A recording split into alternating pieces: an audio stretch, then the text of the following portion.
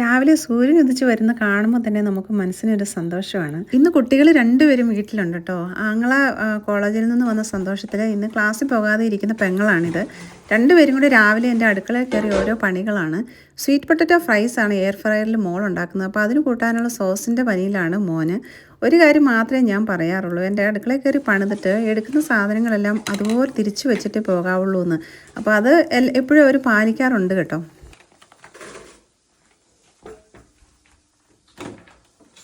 എന്തൊക്കെയോ ഇൻഗ്രീഡിയൻസ് കൂട്ടി മോനുണ്ടാക്കിയ സോസാണിത്. നല്ല ടേസ്റ്റ് ഉണ്ടായിരുന്നു സ്വീറ്റ് പൊട്ടാറ്റോയുടെ കൂടെ കഴിക്കാനായിട്ട്. അപ്പോൾ ആ സമയം കൊണ്ട് ഞാൻ കുറച്ച് ഇന്ന് നാടൻ ഊണും ഉണ്ടാക്കാമെന്ന് വിചാരിച്ചു. ചൈനീസ് സ്റ്റോറിൽ നിന്നും നമുക്ക് അയലയും അതുപോലെ നമ്മുടെ ഒഴുക പോലത്തെ ചെറിയ മീനും കിട്ടിയിരുന്നു. അപ്പോൾ അത് രണ്ടും ഞാൻ വറുത്തു.